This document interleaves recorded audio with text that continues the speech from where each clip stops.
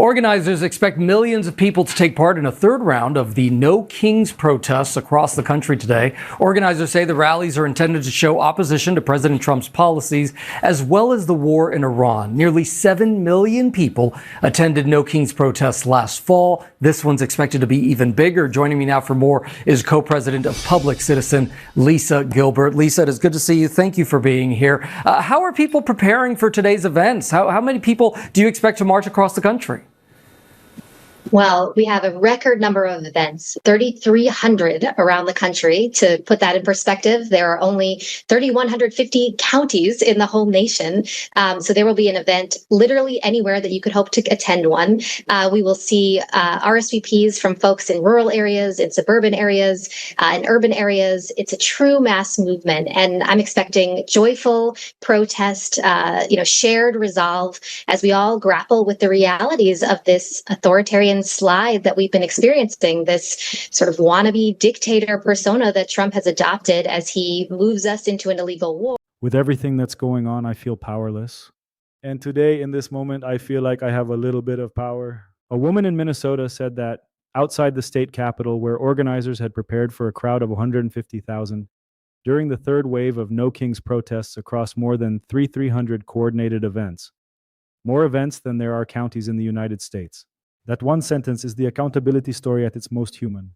Not the polling numbers, not the crowd count estimates, not the international coverage from Rome and Madrid and Paris. A person who felt powerless describing what showing up in public with thousands of others produced for her in that specific moment. Subscribe and leave a like. Because the No Kings movement's organizational infrastructure, what the White House's therapy sessions framing reveals about the administration's political calculation, and why the third wave's specific timing matters in the accountability story are worth being precise about. The No Kings protests are verified as a real and significant political movement. 3 waves of coordinated nationwide demonstrations under a unified banner. The CBS correspondent in West Palm Beach near the president's home. Lisa Gilbert of Public Citizen describing 3,300 events across every county in the country. The Memorial Bridge March from Arlington into Washington, crossing the bridge where protesters had done the same in earlier waves. International demonstrations reported in Rome, Madrid, and Paris. The specific crowd counts, 7 million in an earlier wave, 8 million claimed for the third. I am treating carefully as reported figures. Mass crowd estimation is methodologically difficult and disputed. What is verified? The scale is significant, the distribution is national, and the organizing infrastructure that produced 3,300 coordinated events in a single day represents a level of civic mobilization that is historically unusual. The White House's response, calling the rallies Trump derangement therapy sessions, is itself analytically significant as a political communication choice. Talking about the sights, the sounds, the signs, and most importantly, the passions of the people. It's the No Kings rally from right here in Washington, D.C. Thousands of demonstrators gathered on Saturday morning at Memorial Circle in Arlington, Virginia, with a desire to have their collective voices heard. Protesters were armed with signs, with slogans, with banners expressing their displeasure with President Trump as well as his administration. Now the march, it began at 10 a.m. as the droves in attendance sang and chanted in unity for their common cause. And in what was described as a powerful moment, the march matriculated across the Memorial Bridge, moving from Virginia into the nation's capital. The characterization frames millions of people exercising First Amendment rights as a mental health problem rather than as citizens expressing political views. The woman in Minnesota asked about the White House framing said, "This is not mental therapy. This is showing them that we can be strong and we can have democracy again." That exchange, White House framing versus participant response, describes the political contest over how the protests are received. The administration is trying to delegitimize the movement through the derangement frame. The participants are characterizing it as democratic engagement. Both framings are in the public record. The No Kings name is analytically precise as political communication. The American founding was explicitly a rejection of monarchy. The Declaration of Independence's central grievance against King George was the exercise of arbitrary power without consent of the governed. No Kings invokes that founding rejection in the context of a president who has faced federal court rulings that he exceeded his constitutional authority in specific documented instances. The 17 injunctions this series has documented, the Boasberg contempt finding, the IEPA tariff 6-3 ruling, those are the legal record that the No Kings framing is engaging with. Courts finding that a president exceeded his constitutional authority is the specific factual context that makes the No Kings message resonate beyond partisan opposition. It is not just political opposition to a president's policies. It is a response to documented judicial findings that specific actions exceeded presidential authority. The protest movement and the judicial accountability record are running on parallel tracks. The protests cannot overturn court decisions. The court decisions do not depend on the protests, but both are building the political environment within which November will be measured. The international protests are worth naming as documented. Demonstrations reported in Rome, Madrid, and Paris. Allies and partner countries watching an American political movement and finding sufficient resonance to organize their own expressions of it. Whether those international demonstrations represent meaningful political pressure on the administration is debatable. That they occurred is part of the record. Minnesota is worth noting as the specific location the document emphasizes. The CBS report describes it as the site of a flashpoint over immigration enforcement earlier in the year. The protest there is therefore not abstract opposition to general policies, but a specific community response to specific enforcement actions that affected that specific place. The woman describing feeling powerless and then feeling powerful is speaking from that specific context. The Iran war as a protest focus is consistent with the accountability picture this series has documented. Hegseth's 6-hour bipartisan hearing, the WPR 60-day clock, Panetta's weapons depletion concern, Zelensky's clip about Vance helping Russians, the CENTCOM plan described via Axios. The protests are engaging with a documented policy dispute that has produced documented congressional pushback, not just partisan opposition. The economic framing, gas prices, grocery bills, broken promises, connects to the polling environment this series has treated carefully. The directional picture of economic dissatisfaction being attributed to specific administration policies rather than external factors is consistent across multiple documented sources. The third wave in the accountability story's specific timeline, it is happening while the Hegseth hearing's consequences are still unresolved, while the Boasberg contempt proceedings are active, while the Carroll judgment has been paid and the fraud penalty is being recalculated, while the 5 competitive seats are being mapped by Democratic strategists. The protest movement is the public's version of the same accountability demand being expressed through congressional hearings, court findings, and November preparation. Different channels, same underlying question about presidential conduct and constitutional limits. The woman in Minnesota said it most simply. She felt powerless. She showed up. She felt like she had a little bit of power. That is the Democratic participation story at its most direct. November is where that power gets counted. Commentary based on confirmed No Kings third wave protests. CBS verified confirmed Lisa Gilbert, public citizen co-president. Verified confirmed 3,300 plus events more than U.S. counties verified. Confirmed Memorial Bridge March, Arlington to D.C. verified. Confirmed international protests. Rome, Madrid, Paris directionally verified. Confirmed White House therapy sessions, framing verified. Confirmed woman powerless now feeling power. Minnesota clip verified. Confirmed 17 injunctions. Boasberg contempt IEPA tariff ruling. Documented throughout series as legal context for No Kings framing. Note, 150,000 Minnesota specific figure treated carefully as reported. Note 7 million, 8 million crowd counts treated carefully as claimed figures not independently verified. Note largest single day protest claim treated carefully. Note specific polling figures, low 30s treated carefully as directionally consistent. Note Renee Nicole Good and Alex Pretty deaths not reproduced requires independent verification before reproducing claims about specific named individuals. Note 400 Malwater ballroom figure treated carefully. White House ballroom injunction documented but specific cost figure not independently verified. The organizational infrastructure the document describes is worth developing analytically because it describes something that distinguishes this movement from spontaneous protests. 3,300 coordinated events require event permits from local governments, venue coordination, sound systems, trained marshals for crowd management, medical teams, unified messaging distributed across organizers, logistics for simultaneous national execution. The public citizen co-president describing RSVPs from rural areas, suburban areas, and urban areas is describing a logistical apparatus that has been built over 3 waves and refined with each iteration. Spontaneous protests happen once or twice. They are reactive and underfunded. A movement that executes 3,300 coordinated events in one day across every county in the country with international parallel events has built institutional infrastructure. That infrastructure does not disappear between waves. It persists and grows. Each wave recruits new organizers, refines logistics, and expands the network.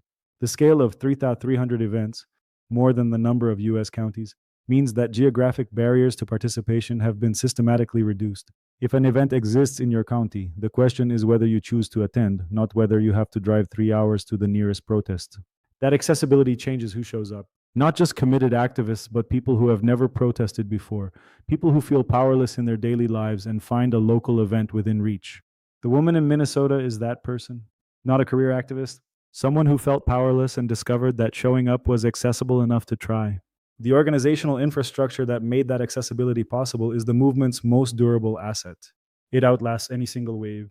The therapy sessions framing from the White House deserves one more analytical beat because it describes a specific political communication strategy and its risks. Delegitimizing mass political opposition by pathologizing it, calling protesters mentally ill, deranged, or in need of therapy, is a documented political communication tactic.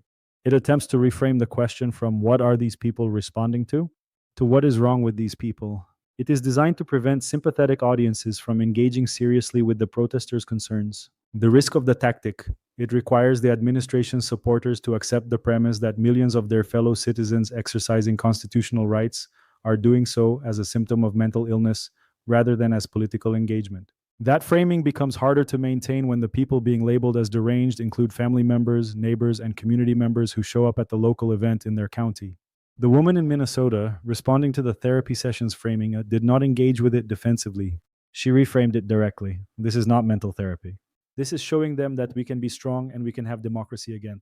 She absorbed the administration's characterization and rejected it in one sentence by describing what she was actually experiencing. The therapy framing also runs into the documented record. Courts have been finding that specific administration actions exceeded constitutional authority. Congressional members from both parties have been publicly criticizing specific policies. International governments have been taking positions on American conduct. The derangement framing characterizes all of that accountability pressure as mental illness rather than engaging with the specific documented concerns. The White House's framing is in the public record. The woman in Minnesota's response is also in the public record. November measures which framing reaches more persuadable voters in the 5 competitive seats. The Memorial Bridge March is worth noting as symbolic geography that the document is correct to highlight. The bridge connects Arlington, Virginia, home of Arlington National Cemetery, where military veterans are buried, to Washington, D.C. and the National Mall. The march from Arlington across the bridge into the Capitol connects the specific geography of American military sacrifice to the specific geography of American constitutional governance. Whether organizers chose that route deliberately for its symbolism or for logistical reasons, the visual of thousands crossing that specific bridge into the Capitol, with the cemetery on one side and the mall on the other, is the kind of image that communicates something about who the protesters believe they are speaking for. The No Kings chant in that specific geography invokes the founding rejection of monarchy in a location surrounded by the physical markers of American democratic history, the Lincoln Memorial at one end of the mall, the Washington Monument at the other, the bridge named for John F. Kennedy's assassination site. None of that symbolism requires amplification beyond what it is. The march route, the location, the name of the movement, they are doing communicative work that political rallies in neutral venues do not. The CBS correspondent in West Palm Beach near the president's residence is the geographic counterpart. The movement showing up near the seat of power, not just in the traditional protest spaces of the Capitol. Both locations are in the documented record of the third wave. The 3-wave structure of the No Kings movement is worth analyzing precisely because waves indicate something different from single events or sustained permanent presence. A single protest is a moment. A sustained campaign is a presence. Waves are a different political form. Concentrated mobilization separated by organizational periods that build capacity for the next wave. The Women's March in January 2017 was a single event. The No Kings movement has produced 3 waves in roughly a year, each reportedly larger than the last. The wave structure suggests the organizing infrastructure is being used between events to recruit, train, and prepare for the next mobilization rather than to maintain a permanent public presence. This is strategically different from both one-time events and permanent encampments. It allows the movement to demonstrate sustained mobilization capacity without requiring participants to maintain indefinite public commitment. The political significance of waves. Each wave tests and demonstrates that the organizational capacity is intact and growing. Each wave produces a documented moment in the accountability record. Each wave gives participants who showed up before a reason to return and brings new participants who find the entry barrier lower. The document claims the 3 waves produced 5 million, 7 million, and 8 million participants respectively. I am treating those specific numbers carefully as claimed. The directional claim, each wave larger than the last, is the politically significant assertion. If accurate, it describes a movement with growing rather than declining momentum as it approaches its 3rd iteration. The organizational question for a 4th wave, which the document hints at, is whether the infrastructure can continue to grow. whether new participants can be recruited, and whether the political environment continues to motivate turnout. All of those are functions of what happens between now and any fourth mobilization. November is one specific event that the wave structure is building toward. The pressure on vulnerable Republicans that the document mentions is the direct connection between protest activity and legislative accountability. The document describes protesters targeting specific cabinet secretary residences and pressuring Republican members who are starting to sweat. The 5 competitive seats this series has documented throughout run through specific members who are doing the political calculation about whether loyalty to the administration is more or less costly than distance from it. The Hexeth hearing on April 29th, Republican members asking pointed questions about Iran war strategy, was one documented instance of that calculation being made. Republican members deciding that 6 hours of public questioning was worth the political cost of generating bad headlines for the administration. Protest activity outside cabinet secretaries' homes and pressure on vulnerable Republican members is a different form of the same political calculation being accelerated. When constituents are showing up at town halls, when events happen in home districts, when the local news covers a No Kings event in a rural county that Trump won by 20 points in 2024, the calculation for that district's representative changes. The woman in Minnesota is a constituent. The protesters crossing Memorial Bridge are constituents. The international attention is context that shapes how the domestic accountability story is received globally. The pressure converges on the same November measurement. The 5 competitive seats, the member survival calculations, the expanded democratic target map, the polling environment, and now 3 waves of demonstrated public mobilization that produced events in more locations than there are counties in the country. All of it is building toward the same measurement. November is where the power the woman in Minnesota described gets counted. Last thought, and it connects the No Kings framing to the constitutional accountability record in the most direct way available. No Kings as a protest name is making a specific constitutional argument, not a policy argument. Not lower gas prices or end the war or reduce inflation, though those are all in the protesters' stated concerns. A constitutional argument, the office of the presidency in the American system is not a monarchy, and conduct that resembles monarchical authority, ignoring court orders, launching wars without congressional authorization, claiming emergency powers beyond constitutional limits, is the specific conduct being protested. The 17 injunctions this series has documented are courts saying the same thing in legal language. The IEEPA tariff ruling said tariff authority has statutory limits. The Boasberg contempt finding said court orders must be followed. The Merchant 10 contempt finding said gag orders apply to this defendant. The WPR 60-day clock question in the Hexeth hearing said war powers require congressional authorization. Every one of those findings is the legal system saying what the protesters are chanting. There are limits on what the president can do. Those limits are enforced and no one is above them. The legal record and the protest movement are not the same thing. They operate through different channels with different effects and different audiences. But they are making the same constitutional argument through different means. The woman in Minnesota who felt powerless and then felt like she had a little bit of power was participating in the public version of the same accountability demand that courts have been enforcing in the legal version. Both are part of the permanent record. November reads both. One more observation about the international dimension, because the document correctly notes it and it connects to the TASS readout story this series has previously documented. Protests in Rome, Madrid, and Paris are Americans' allies expressing solidarity with a domestic American political movement opposing specific administration conduct. That is different from foreign governments criticizing American policy through diplomatic channels. It is civil society in allied countries engaging directly with an American domestic political story. The TASS readout of the Trump-Putin call, where Russia told the story of an American-Russian diplomatic conversation before the White House did, is one dimension of how American conduct is being received internationally. Allied civil society protests in European capitals are a different dimension. Both describe the same phenomenon from different angles. America's position in the world is being shaped by this administration's conduct in ways that are visible to international audiences. The No Kings movement's international resonance, if the European protests reflect genuine solidarity rather than opportunistic anti-Americanism, suggests that the constitutional argument the protests are making is legible to audiences beyond the United States. The American founding's rejection of monarchy is a political argument with global resonance. No Kings translates. Whether that international attention affects the domestic political calculation for the 5 competitive seats is unclear. International opinion does not vote in American midterms. But it shapes the information environment in which American voters receive the accountability story, and it creates a record of how America's conduct is being perceived globally that future historical assessments will include. The woman in Minnesota, the Memorial Bridge March. The protests in Rome, all 3 are in the permanent record simultaneously.